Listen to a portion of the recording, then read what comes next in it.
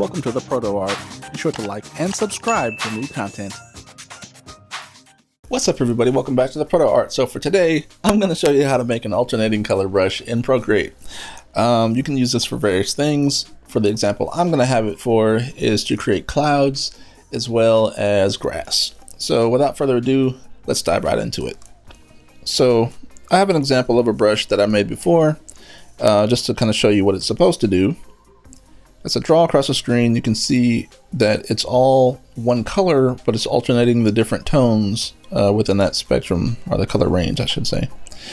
So what we're going to do, I'm going to clear this out, and I'm going to make a brand new brush here. So we're going to hide our little my little house there.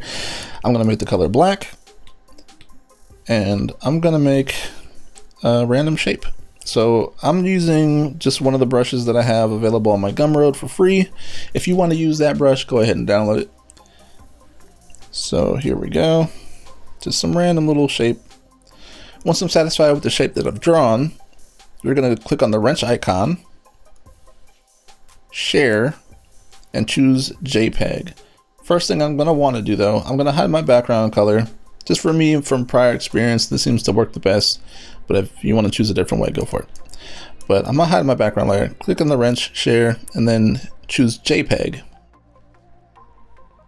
You're going to want to save it to a location you can find easily in your version of Procreate. For me, I'm just going to save it by default in my images. So once you successfully export the shape that you created, go back into your Procreate, turn back on your background color, and I'm going to make a brand new brush.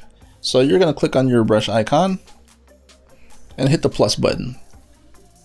And I would follow these settings. You can fine tune them a little bit afterwards, but for the most part, I would follow these settings. So you're going to have your spacing set to 17.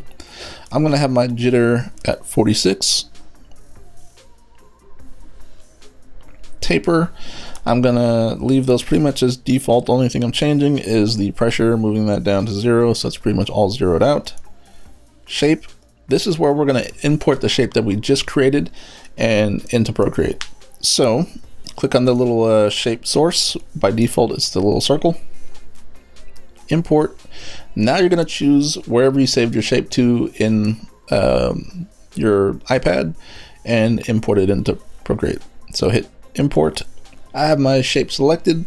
So with 2 fingers, you're going to double tap your screen, and you'll see that the color shifts from white to black, or black to white. Now you should see the image that you just created turn completely white and your background disappear if you did it correctly. So this is a good thing. The white shows and black hides. Same thing if you're working with masks in Photoshop, same concept. So once you have it selected, hit done. Now we can move along. Next, for grain, I'm going to pretty much leave the defaults as is. The only thing I'm changing is the zoom. I'm bringing that all the way down where it shows follow size. Everything else I'm going to leave as is. Let's see here. Move on to rendering. Oh, the only thing I'm changing, sorry, is on rendering. You're going to choose intense blending instead of the default glaze. But yeah, everything else pretty much leave as default. Sorry, I'm looking at my notes just to make sure I'm not giving you the wrong info. As far as your wet mix, I'm going to move the charge all the way to max. The pull, I'm going to leave move that all the way to max as well. The grade, I'm going to put that all the way to smooth. All right, sorry, I'm not trying to rush, but I do want to make this video fairly short. Now here's the important part under color dynamics. So I want to change the hue to 8. You can change these a little bit if you want to, but I wouldn't go too far. Saturation, make that around 28. The lightness, 32. Darkness around 8. And secondary color, I'm going to leave that as none.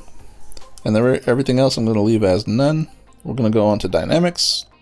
I'm going to change the size to 29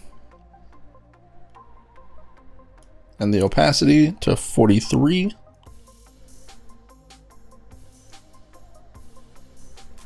Close as I can get. Okay, boom. And then the Apple Pencil. So I'm going to leave the tilt. I'm going to probably actually move that down some to around 3. So I really don't want it to affect depending on how my pencil is tilted. The opacity, I'm going to move this, let's see, have that all the way down to 0, sorry, because you want it to be fully visible. You don't want it to be kind of transparent. But size, you want to move this up to around 72. And then the properties. So you can adjust this depending on what shape you made. But for me, my shape is kind of small, so I'm going to make the maximum size. I'll probably bring that up pretty large.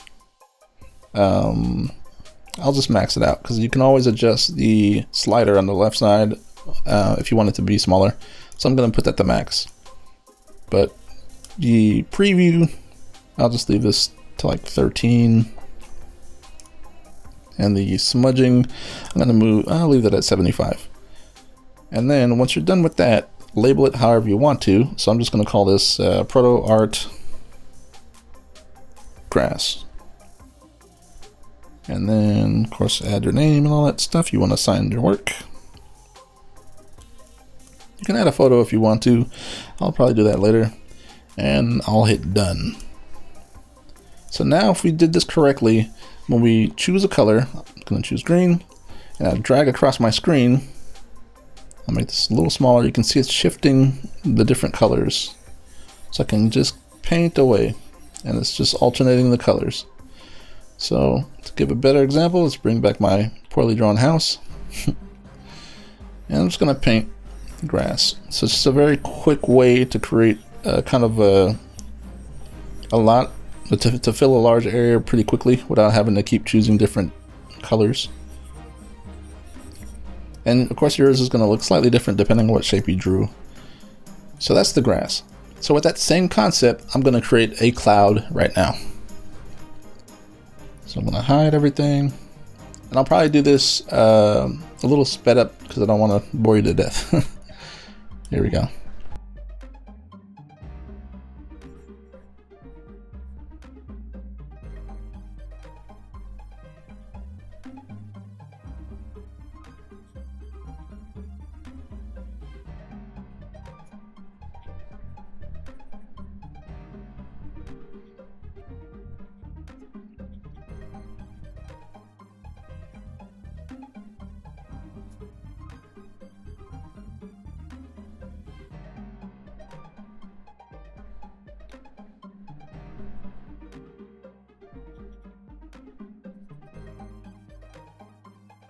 Okay, so now I have my cloud created, and just for giggles, I just added a smiley face. So let's check this out. Bring back my little picture of my house.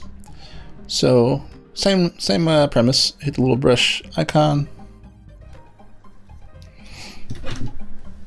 Okay, so now I have my brand new cloud brush created. So to kind of show you how that works, I'm going to choose a blue color. Make my brush a little smaller. And I'm going to paint. Also, I should have mentioned, when you do create your shape, you want to kind of keep it centered within the canvas. Otherwise, when you do export it, it's going to save it if it's left or right, like to the side.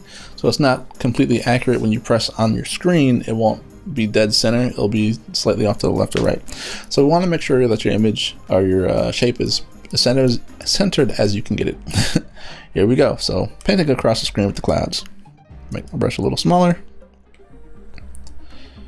And it's following the brush path how I have this particular setting going. But you can see how you can kind of create a very eclectic and colorful drawing very easily using this technique. I did take it one step further in creating a slightly shaded stamp with this particular shape. And I'll show you that in my next tutorial. So if I tap my screen, you can see it is all one color, but it slightly has a slight shade to it. Anyway, guys, hopefully that wasn't too complicated. I tried to get it done as fast as I could and as accurately as I could. If you have any questions, be sure to ask, and you know, check out the video, rewind it if you need to, pause it. But other than that, hopefully you enjoyed. Be sure to like, subscribe, hit that bell so you never miss out on a new video, and I'll talk to you guys soon. All right, be safe.